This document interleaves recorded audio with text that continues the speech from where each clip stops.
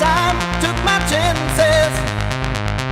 Went the distance, now I'm back on my feet. Just a man and his will to survive.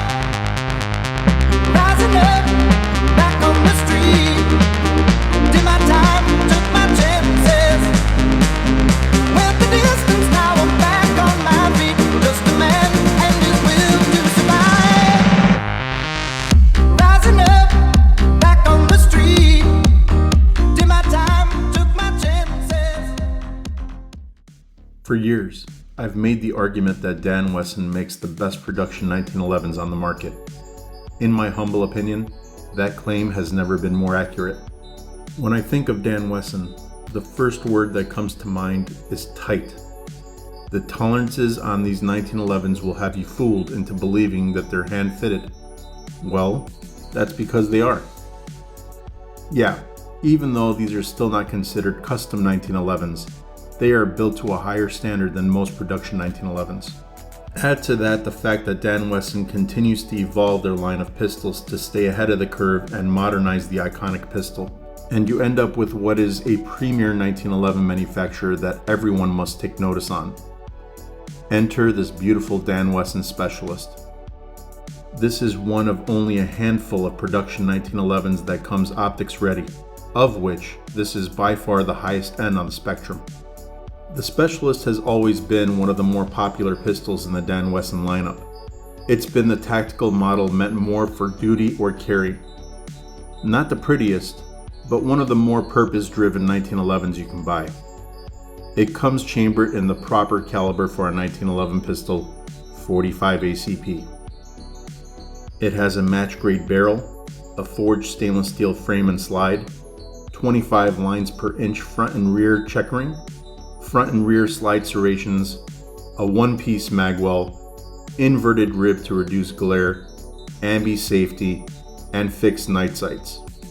Did I miss anything? Probably a couple things.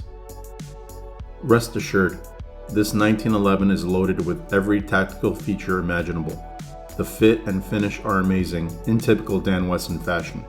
The slide to frame fit is ass tight and nearly flawless.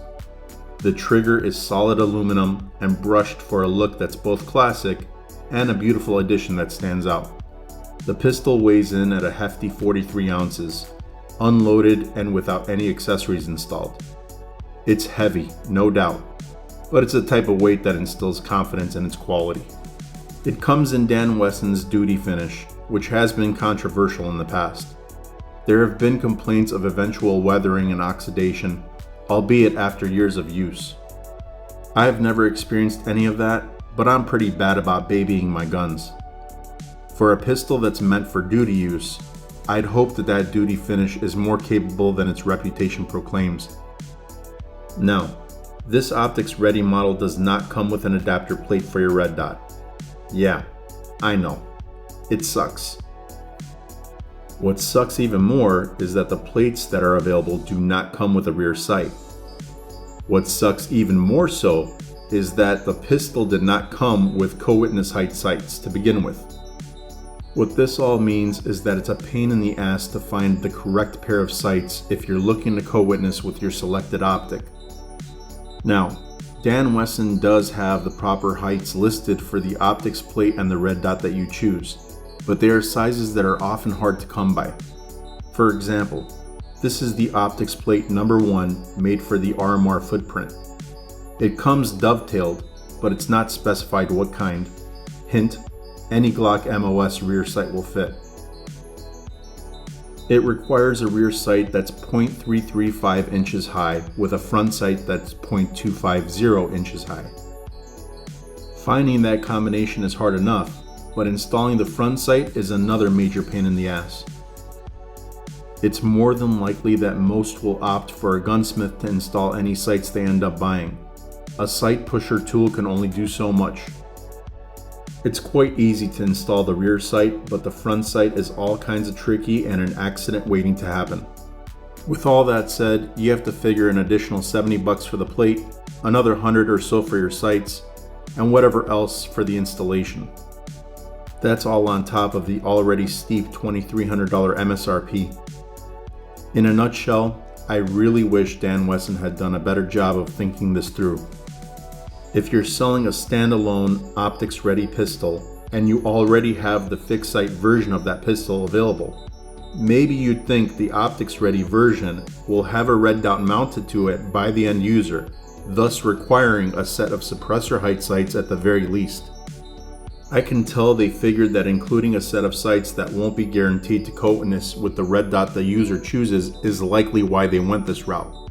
But they could have included a set of appropriate sights along with the optics plate. Or they could have just offered at least 3 different models already outfitted with the most common red dot options available.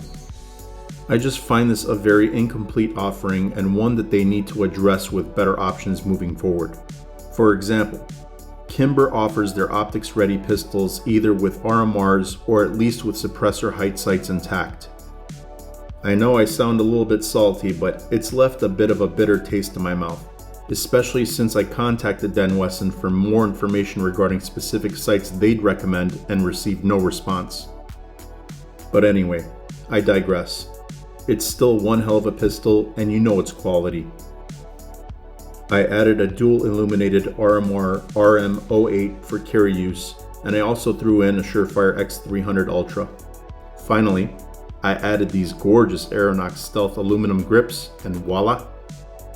A murdered out tactical tool that feels as good as it looks. If you enjoyed this content, leave a thumbs up. Please be sure to share this video with your friends and subscribe to the channel. Until next time, stay safe and may God bless the Republic.